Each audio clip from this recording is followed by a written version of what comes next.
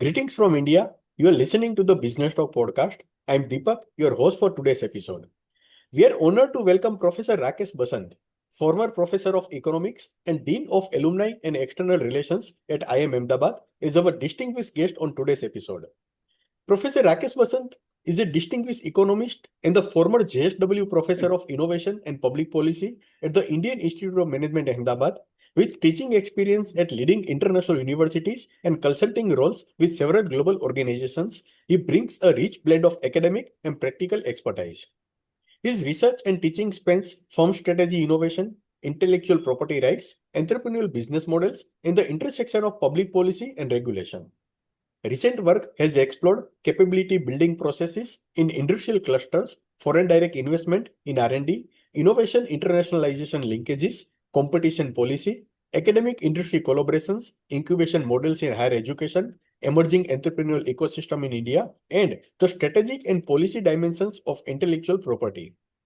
Professor Basant has also contributed to social policy research, serving as a member of the Indian Prime Minister's High-Level Committee on the social, economic, and educational conditions of Muslims in India.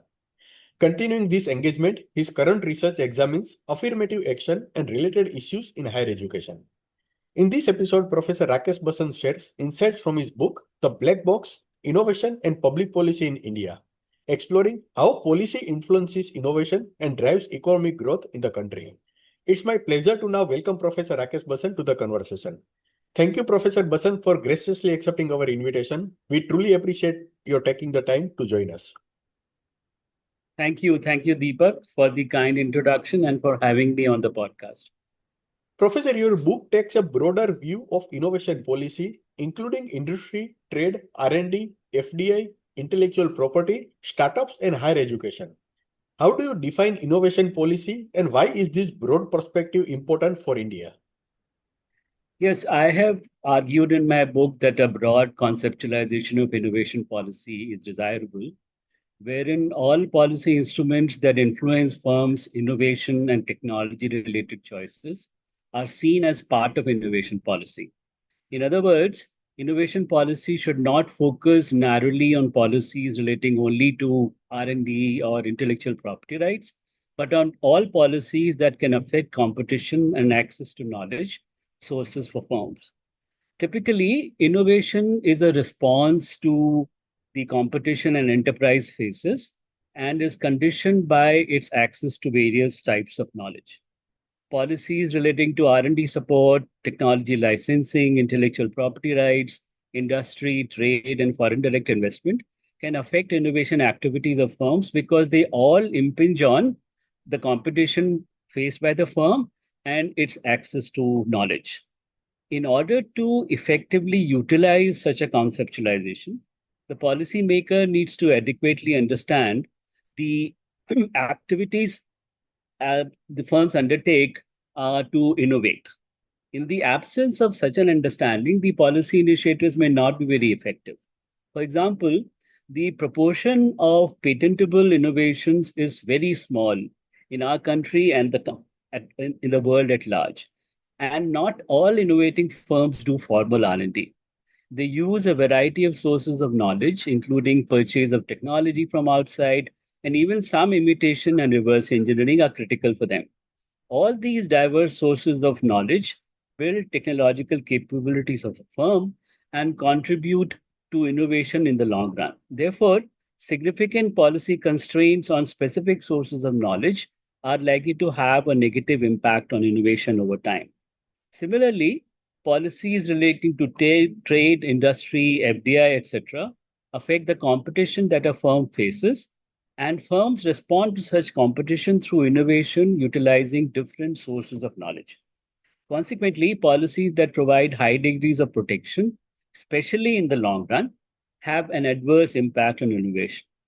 And all this is very relevant for India because the data shows that industrial productivity growth has been the highest in India when competition, openness, in-house R&D, and foreign technology purchase grew rapidly and simultaneously. So one needs to have all of them together in place in order to get the benefits in terms of innovation. Professor, India has often been seen as a strong in imitation or incremental innovation, but weaker in breakthrough or frontier innovation. What public policies could help shift this balance? This is a very difficult question, and I believe everyone is searching for an appropriate answer because balancing IPRs has been found to be quite difficult. But let me first say that imitation and incremental innovation is not bad per se, especially when it is utilized to build technological capabilities for higher levels of innovation in the future. Incremental elevation also contributes a lot to productivity growth. In fact, countries across the world have shown that incremental innovation may actually be even more important than breakthrough innovation in adding to productivity growth. And all late industrializing nations have gone through this route. Now, once we appreciate the broader conceptualization of innovation policy, it becomes complex to analyze the policy innovation links as various policies simultaneously impact innovation activities.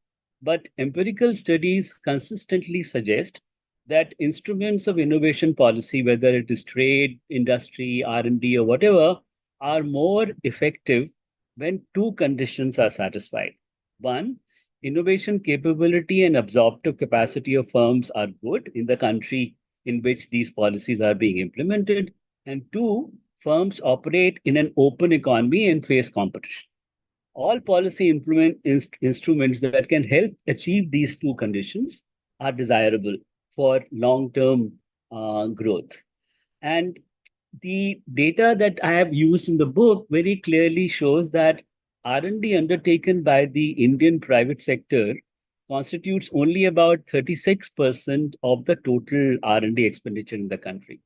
The private sector spends just about 0.6% of their sales turnover, much lower than even Brazil, and of course China, which spends more than 2%. Share of R&D undertaken by universities is also only around 4%, less than most comparable countries. And all this will have to change if the Indian private sector is somewhat, in order to get the kind of breakthrough innovations that you're talking about. And if the Indian private sector is somewhat slow in picking up the gauntlet of this challenge, state support becomes quite critical. In that context, if you look at other countries, particularly in the developed countries, bulk of the R&D is funded by the state, but undertaken by the private sector. In India, bulk of the R&D is funded by the state, but undertaken by the public sector itself. Now, if we are able to move from this situation to a situation where state funds the R&D in cutting edge technologies, and the research is undertaken by the private firms or through public private partnerships, that might result in some more breakthrough innovations. And apart from the two conditions that we have just spoken about, um, state support for R&D undertaken in the private sector and restructuring of our higher education institutions to make them more autonomous and well funded would be critical to make the transition to breakthrough innovations. We have recently set up the Anusandhan National Research Foundation, which can potentially be a game changer. But I think it would need to adopt appropriate public-private partnership models. Uh, if it goes through the old route of funding research and public sector undertakings or only providing grants, we may not get the kind of breakthrough innovation that we need. We can get into some nitty-gritty of the public-private partnerships later if there is time. Professor Basant, you emphasize the need for consistency across various policy instruments. Could you give an example where inconsistent policy have hindered innovation in India? There are quite a few, and as you rightly point out, the book also argues that consistency across policy instruments is very critical for innovation in a country like ours. Broadly, policies affect demand and supply of knowledge by influencing competition and learning conditions faced by the firms. These affect innovation activities of enterprises. Therefore, the key policy challenge is to identify a policy package that induces investments in capability building without curtailing competition, and that's the key. And flows of knowledge from various sources uh, should also not be curtailed. Let me give you a couple of examples to elaborate on this. Uh, we all know that India has been giving R&D subsidies to firms. Until recently, the subsidy used to be quite high. Even tax benefits used to be quite high. Now, these subsidies and tax benefits for R&D create incentives for firms to undertake R&D. But if it is combined with very high costs of capital and infrastructure due to other policies which are not right, firms would find it expensive to bring new technologies to the market. You see, innovation not only requires development of new products and processes, which is facilitated through R&D, but it also needs several other associated investments to bring these to the market. Therefore, R&D subsidy, when costs of capital are high, may not result in innovation. So therefore, that consistency is critical.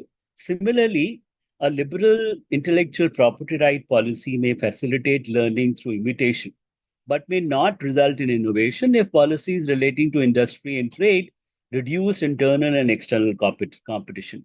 As lack of competition will create disincentives for innovation, even when knowledge flows are high. In the same vein, we have a lot of discussion around Atmanirbhar Bharat these days. So, if the policy package that we have for Atmanirbhar Bharat that restricts trade and hampers competition, it may not foster innovation. So, on the one hand, we are providing support for producing internally in India, but the competition that is required to push firms in that direction is not there, we may not have the desired result. Professor, intellectual property rights are a contentious area in India. How can India strike a balance between protecting innovators and ensuring wider access to knowledge and technology?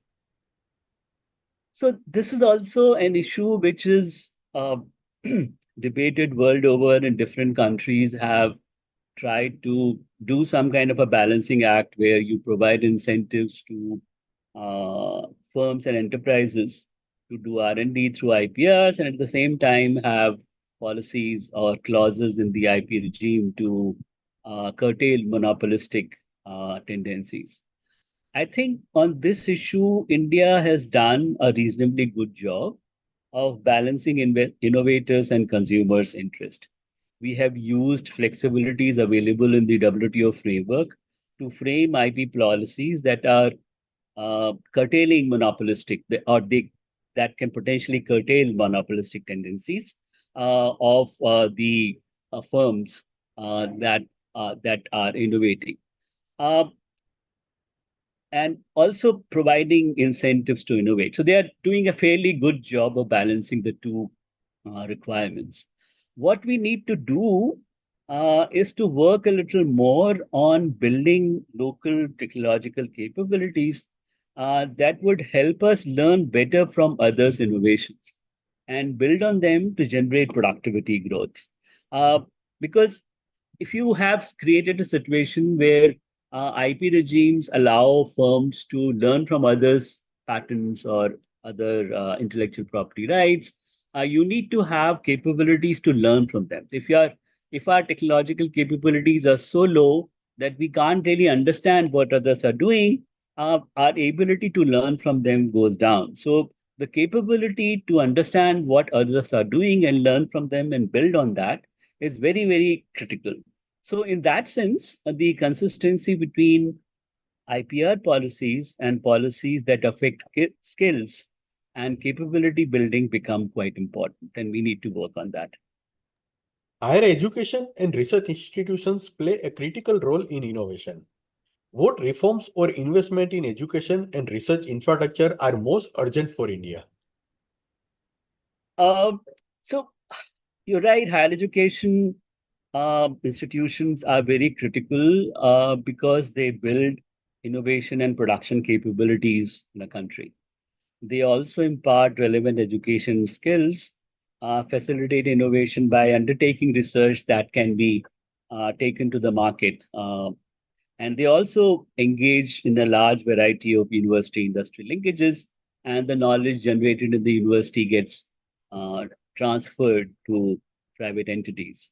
Uh, but to my mind, higher education is probably the weakest link in India's national innovation system. Despite all the changes that we have tried to undertake in our curricula, skill and education gaps remain very high, and firms complain that the people who are getting trained in universities are not really employable and they don't have the right skills to work in industry. Uh, the research intensity of higher education institutions is quite low. And as I mentioned, they contribute only about 4% to national R&D. And the linkages that exist between university and industry around innovation are virtually non-existent. Uh, so it is important to work on uh, the strength of our university system. And the new education policy has spoken a lot about this issue and they recognize the problem. But unfortunately, it is not very clear to me if the new education policy will would help in a significant manner in this regard. Uh, and why am I saying that? So, if you look at the ideas contained in the new education policy, they seem to be quite good on the face of it, but they are not very clearly articulated. The details are still evolving as universities are struggling actually to implement the new policy. Let me give you an example.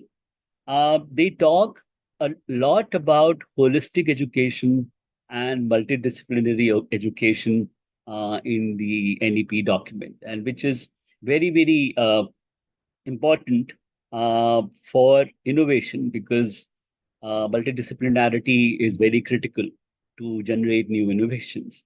But there is no clarity on how we should understand these terms, holistic and multidisciplinary, and how they should implement or impart them in practice. Um, the NEP does not provide clear pathways about what should be done and how it should be done.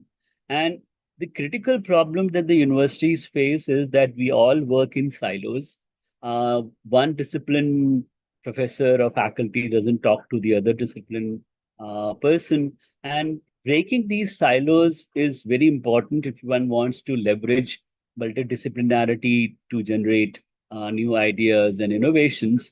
But how to break these silos, what should be done, is not very clear from the NEP, and different universities are experimenting with a variety of things in this respect.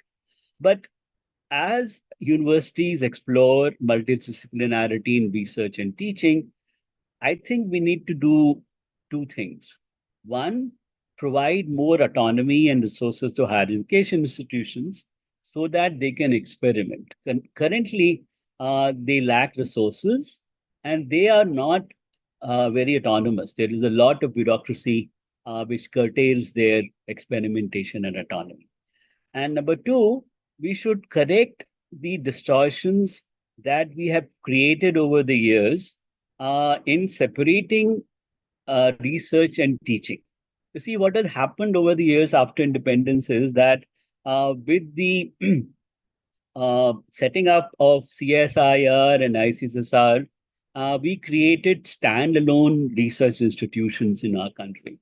And as a result, research actually went out of the university, and people who were research oriented, they moved to these institutions. And the link between teaching and research got broken in some sense. And this delinking of teaching and research has done a lot of harm to not only skill building and the teaching process, but also on doing research in a big way in the universities. Because, and that's one of the reasons why research intensity of university is quite low, and they contribute very little to the R&D expenditure. Uh, to some extent, the new education policy recognizes this issue, but uh, the distinctions that they have created or highlighted between teaching and research in universities, uh, they still remain unclear to me. At least to me, I'm not very sure what kind of institutions they are planning to create. Professor, startups have been celebrated as engines of innovation, yet many fail to scale. What policy measures can nurture startups beyond just providing funding? Um, Funding is important, and innovations and startup funding are required. And I'll come back to that in a bit.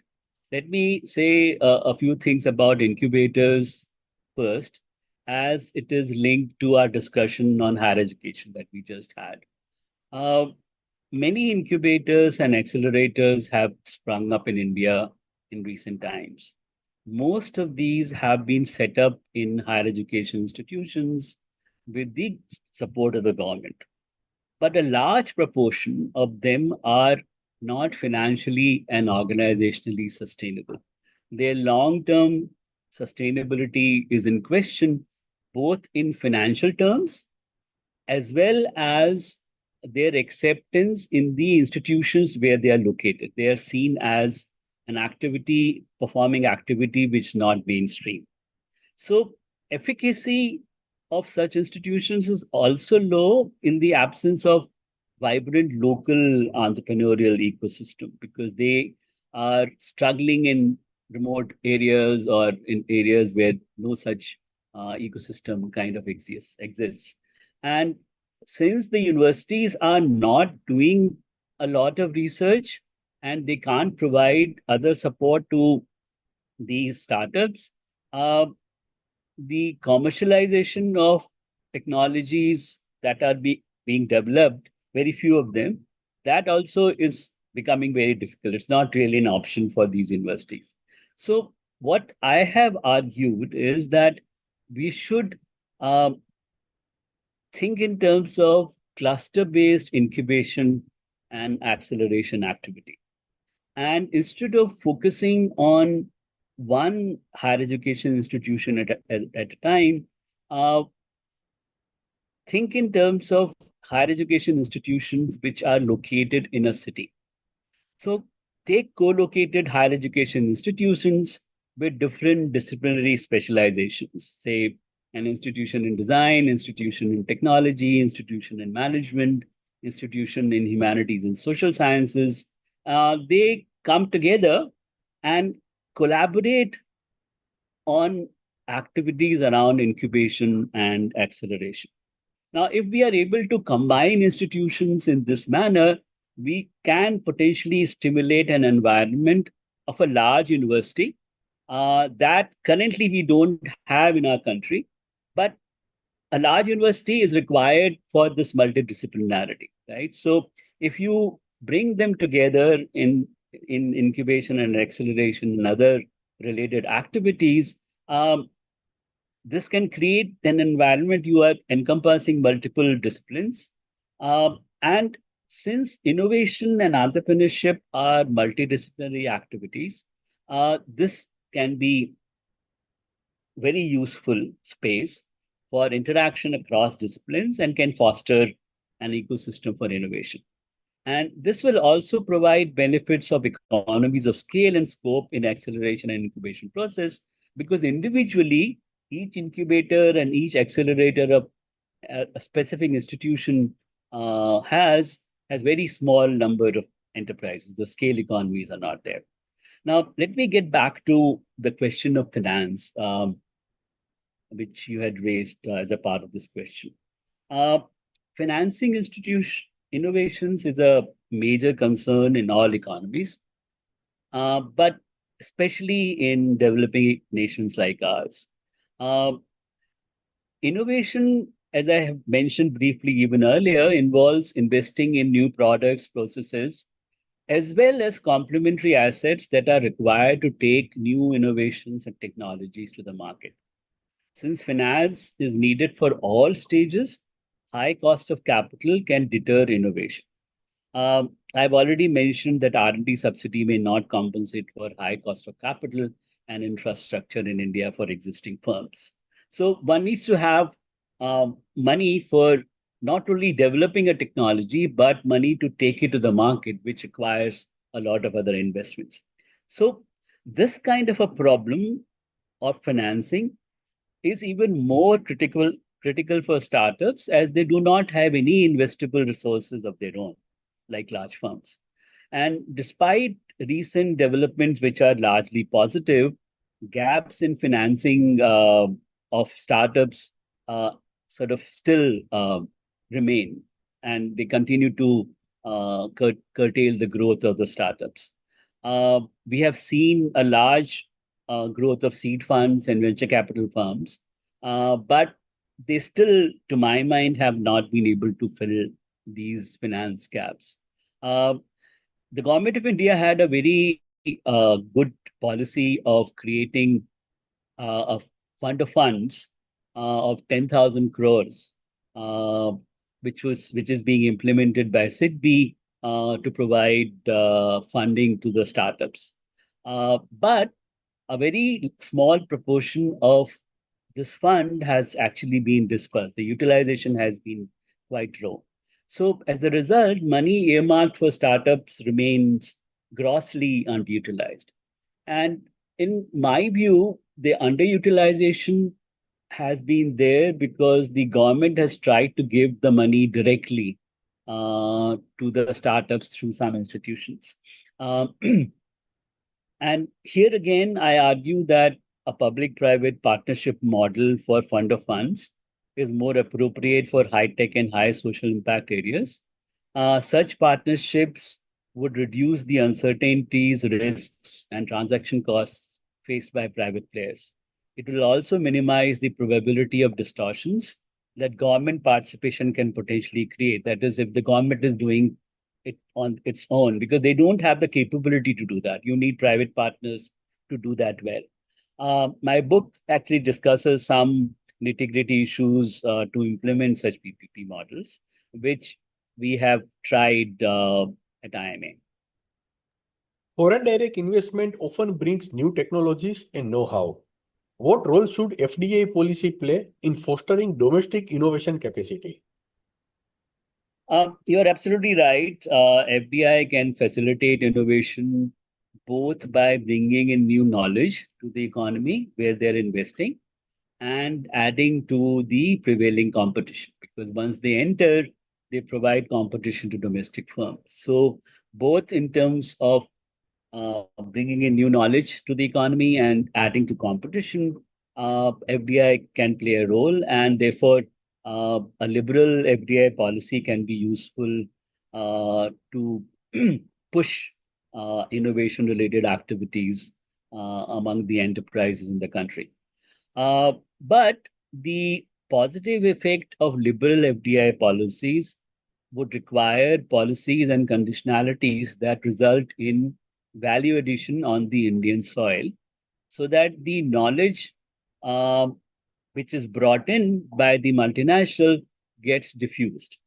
So if you are not producing here and you're only assembling, uh, the new knowledge that comes in is not adequate. If you're only assembling, all the products are getting made somewhere else, sub assemblies are getting some made somewhere else. You just bring those components and assemble them, then the knowledge that comes in is very, very limited and it doesn't get diffused.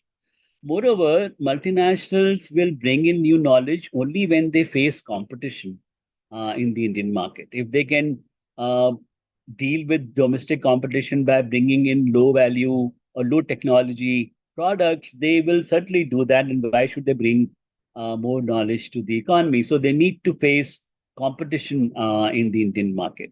And if they find that there are adequate technological capabilities in the country to implement their knowledge, only then they will bring it, right? So both competition and ability to implement their technologies has to be there, which requires skills.